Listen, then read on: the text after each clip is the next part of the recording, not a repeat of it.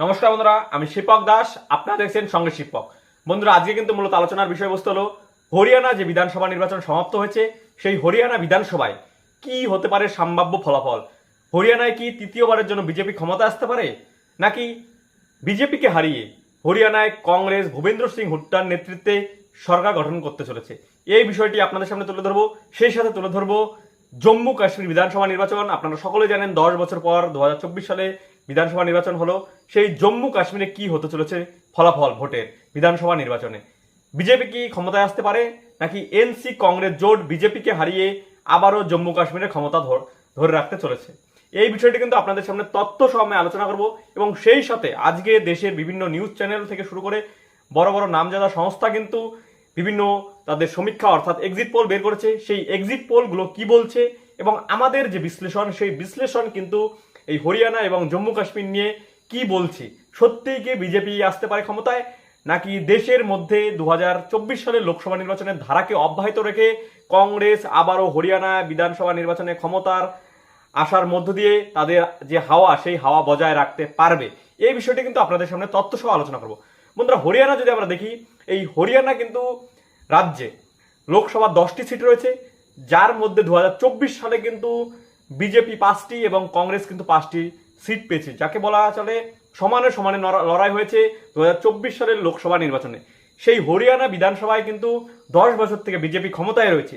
এই 2024 সালে দাঁড়িয়ে হরিয়ানা বিধানসভায় যদি আমরা বিভিন্ন নিউজ চ্যানেলের সমীক্ষাগুলো দেখি, তাহলে আমরা দেখতে পারবো দৈনিক ভাস্কর যে সমীক্ষা রয়েছে, সেই দৈনিক ভাস্করের সমীক্ষা কিন্তু বিজেপিকে 19 থেকে 29টি আসন দিয়েছে, কংগ্রেসকে কিন্তু দিয়েছে 44 থেকে 54টি আসন, এবং অন্যান্যদের কিন্তু দিয়েছে 10 থেকে 15টি আসন। হ্যাঁ, এটি দৈনিক ভাস্করের আপনারা সমীক্ষা দেখলেন। সেই দৈনিক ভাস্করের কিন্তু সমীক্ষায় কংগ্রেস একক মেজরিটি পেতে চলেছে।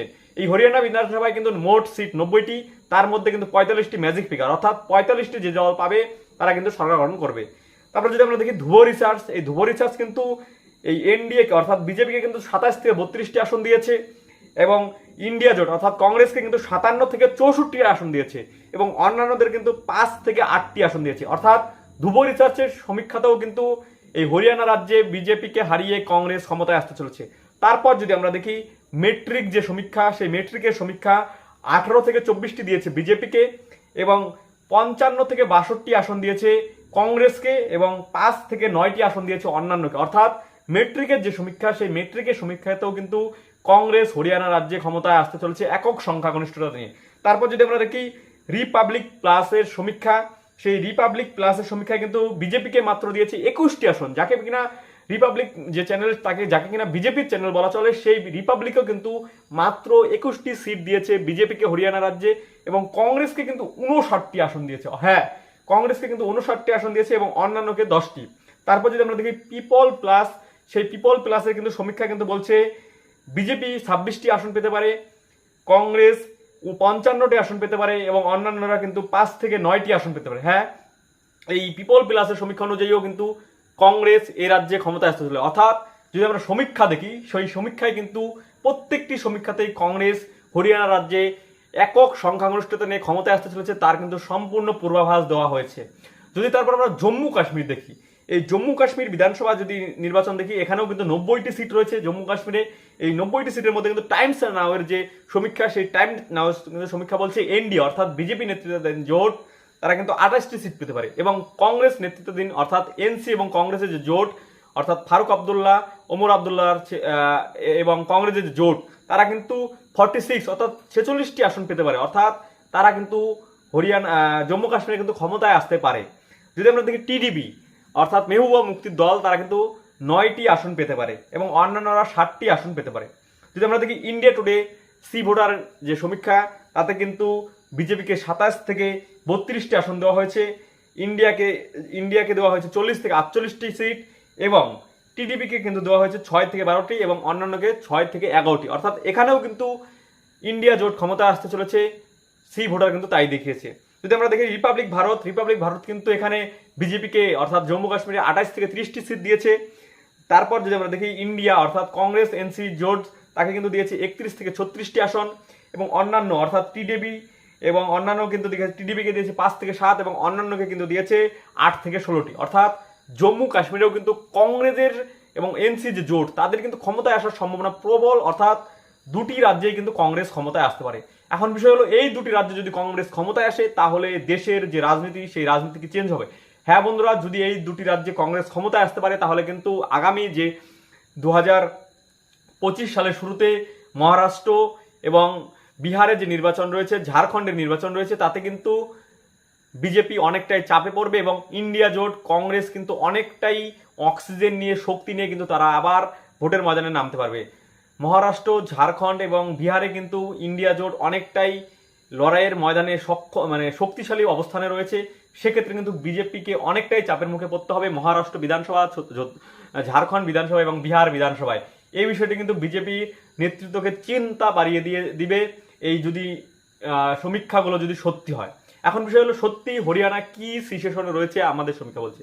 বন্ধুরা, হরিয়ানা যদি আমরা দেখি, আমাদের দেশে কিন্তু সাম্প্রতিক 2019 সালের নির্বাচনের পর যে কৃষক বিদ্রোহ অর্থাৎ কৃষক আন্দোলন দেশকে নাড়িয়ে দিয়েছে এবং মোদী সরকার বাধ্য হয়েছে কৃষি বিল ফেরত নিতে, অর্থাৎ কৃষি আইন কিন্তু তারা তুলে নিতে বাধ্য হয়েছে। সেই হরিয়ানা রাজ্যে কিন্তু এই কৃষক বিদ্রোহের মূল যে স্থান ছিল হরিয়ানা এবং পাঞ্জাব, সেই হরিয়ানা রাজ্যে কিন্তু বিজেপির বিরুদ্ধে একটা ক্ষোভ রয়েছে।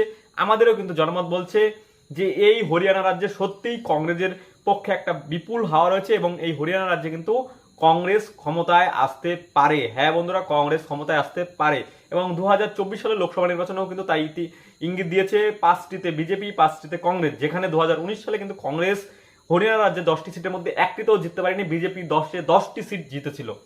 এই ক্ষেত্রে কিন্তু যদি আমরা দেখি, সত্যি বিজেপিকে হারিয়ে কংগ্রেসের ক্ষমতায় আসার সম্ভাবনা প্রবল রয়েছে, যদি এমন কোনো অঘটন না ঘটে। এখন জম্মু কাশ্মীর, বন্ধুরা, জম্মু কাশ্মীরে কিন্তু 370 ধারা তুলে নেওয়ার পর যে নির্বাচন প্রথম এটা, সেক্ষেত্রে কিন্তু জম্মু কাশ্মীরে যদি পোলারাইজেশনের ভোট হয় তাহলে কিন্তু বিজেপি ভালো একটা রেজাল্ট করবে, কিন্তু সরকার গঠন করার ক্ষেত্রে বিজেপি কিন্তু একা কমফোর্টেবল জায়গায় নেই। যদি বিজেপিকে সরকার গঠন করতে হয় তাহলে টিডিপি সহ যে জায়গায় যে রিজনাল দল অর্থাৎ ছোট ছোট যে দলগুলি রয়েছে রাজনৈতিক, তাদের কিন্তু হাত ধরতে হবে, অর্থাৎ বিজেপি একা সরকার গঠন করতে পারবে না। অন্যদিকে এনসি কংগ্রেস যে জোট রয়েছে, সেই এনসি কংগ্রেস জোট কিন্তু একাই ম্যাজিক ফিগার পেতে পারে, এইরকম সম্ভাবনা রয়েছে। কেননা বিজেপি কিছু সংখ্যক যে হিন্দু অধ্যুষিত এলাকা রয়েছে জম্মুর, সেই সমস্ত এলাকায় কিন্তু শক্তি রয়েছে। তাছাড়া কিন্তু ওভারঅল জম্মু এবং কাশ্মীরে কিন্তু বিজেপির তেমন শক্তি নেই, অর্থাৎ সংখ্যালঘু এরিয়া একটি রাজ্য, অর্থাৎ ভারতবর্ষ একমাত্র রাজ্য যেখানে সংখ্যালঘুর জনসংখ্যা বেশি, সেই রাজ্যে কিন্তু বিজেপির ক্ষমতায় আসার সম্ভাবনা খুবই ক্ষীণ যদি আঞ্চলিক রাজনৈতিক দলগুলির সহযোগিতা না পায়। এই বিষয়টি কিন্তু আজকে আপনাদের সামনে তথ্য সহ আলোচনা করবো। বন্ধুরা, আমি কিন্তু রেগুলার ভিডিও দিতে পারিনি, তার জন্য অনেক অনেক ক্ষমাপ্রার্থী, দুঃখিত।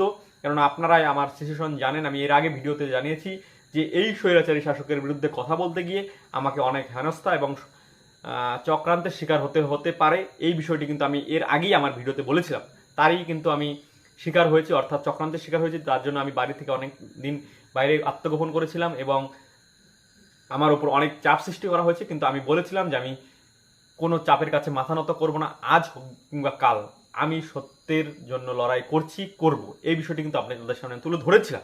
তাই আজকে নতুন করে আমি শুরু করলাম ভিডিও। আপনারা পাশে থাকবেন, লাইক, কমেন্ট, শেয়ার। যদি ভালো লাগে অবশ্যই কমেন্টের মাধ্যমে জানাবেন। আমি নিত্য নতুন ভিডিও দিতে আপনাদেরকে উৎসাহিত বোধ করব। নমস্কার, ধন্যবাদ।